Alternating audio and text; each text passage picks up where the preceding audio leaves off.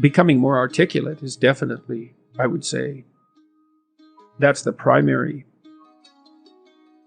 array of weapons.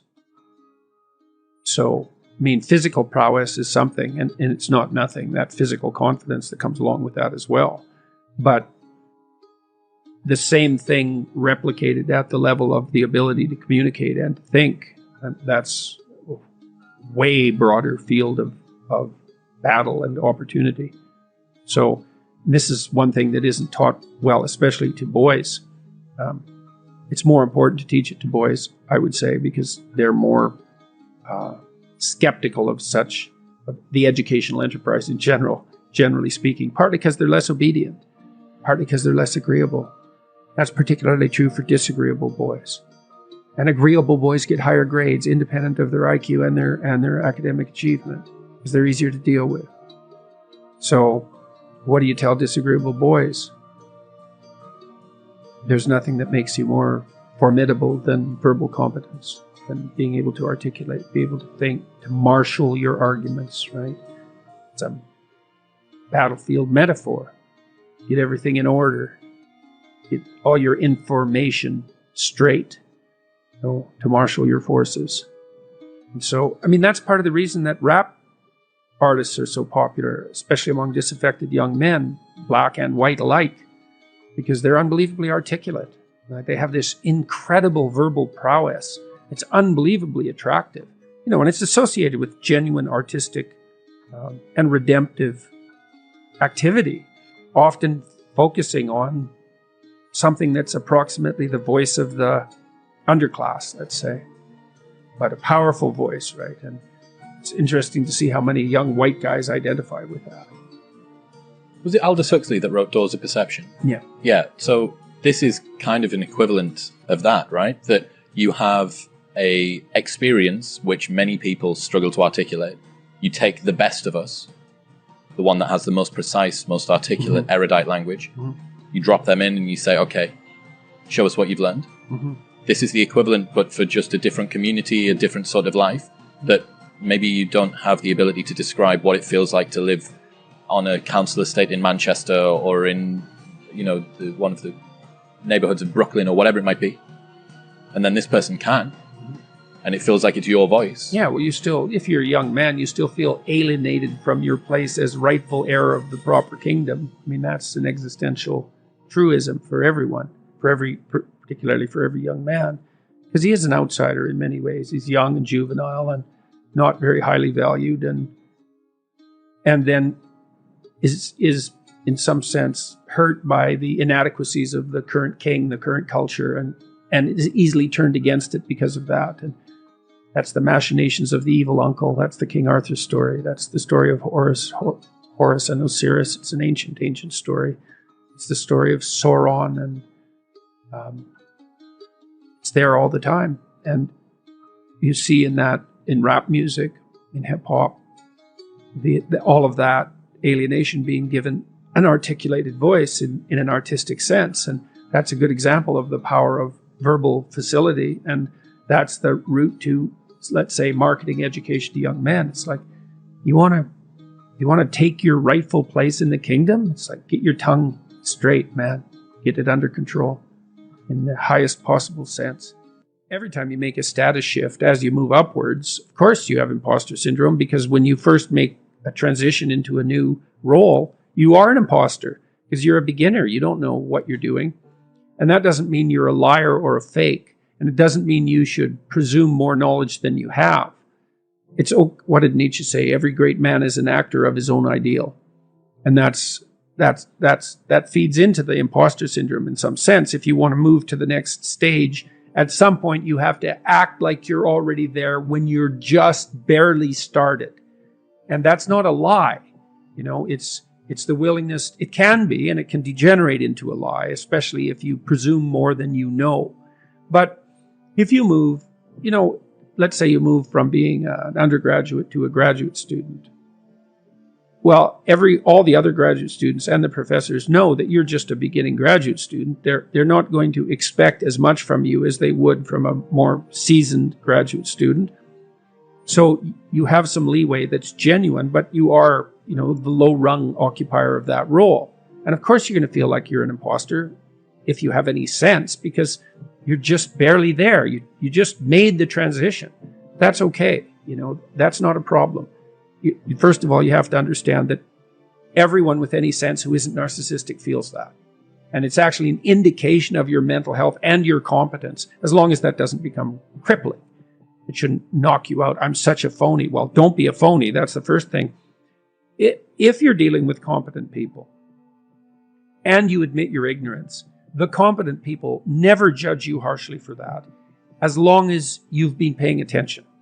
So in my classes, for example, people were often afraid to ask questions. And so sometimes I would point to people and ask them if they had a question, especially the quieter types.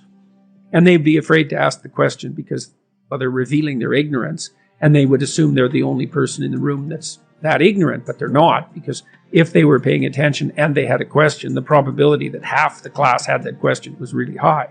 It's different if you're not paying attention.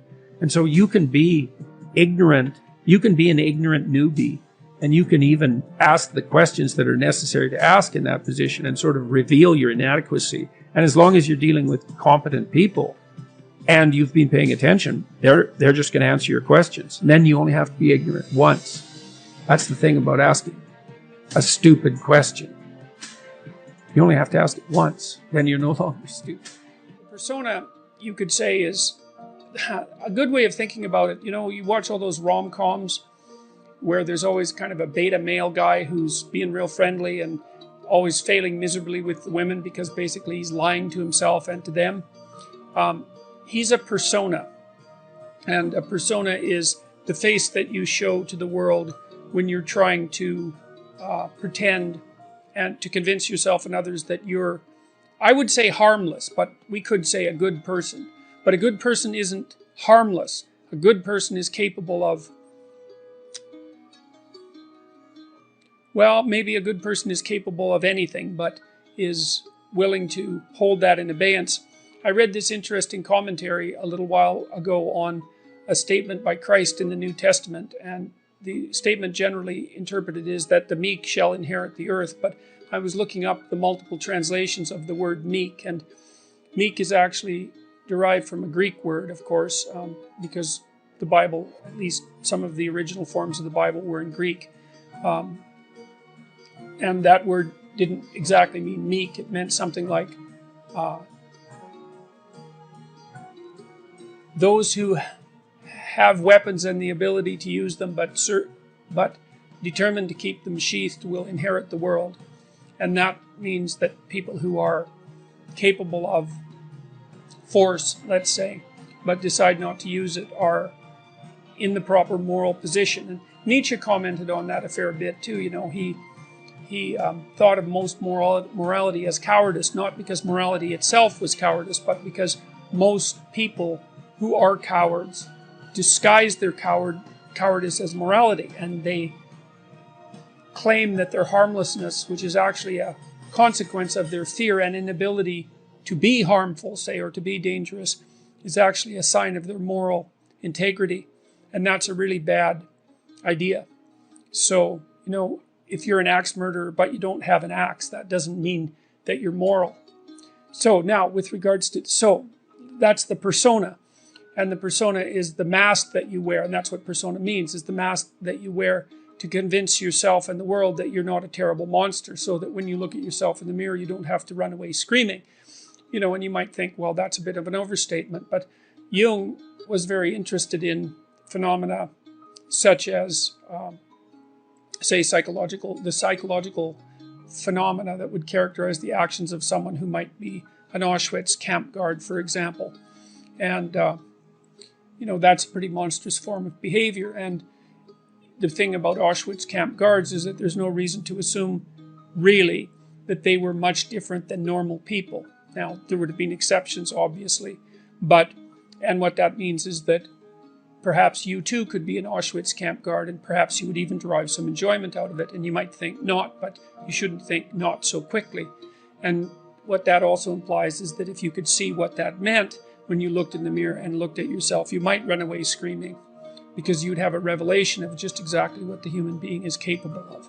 And that's a very unpleasant revelation, and also one of the things that stops people from being enlightened, because that revelation of the evil of the self is part of the journey to enlightenment, and an early part. Now, the shadow would be all the parts of the personality that the persona rejects, and that might be the aggressive elements. Certainly, that's the case for people who are hyper-agreeable. And now you can tell, I think one of the best, there's two pathways to the development of the shadow, and they're tightly allied with one another. The fundamental pathway is truth, and that's to face the bitter truth about yourself. But to break that down more particularly, you might think about that as the capacity to observe your own resentment. You're going to be resentful and bitter in many situations because you don't get what you want. And if you watch that resentment and bitterness, you'll see that it produces fantasies that can be unbelievably dark. And that can be very frightening, and you might not want to admit to yourself that you're actually capable of having fantasies like that, or impulses like that, or aggressive feelings like that. But the thing is that if those aggressive feelings and impulses and fantasies are integrated into your character, it's like you're opening up a dialogue with a part of yourself that can be very forceful and strong and dangerous. And it's really useful to be dangerous, because if you can be dangerous, you often don't have to be. Men who've integrated their shadow often also develop a kind of peculiar grace that would be a consequence of not only allowing their aggressive side to step forward, but also their feminine and compassionate side that they may have kept squelched because of embarrassment about it, or because they'd been harassed for being weak, or any number of things. So, but the practical approach for developing your shadow, I would say, is to contemplate and consider your resentment and notice what it says. And because your resentment will also tell you what you have to say.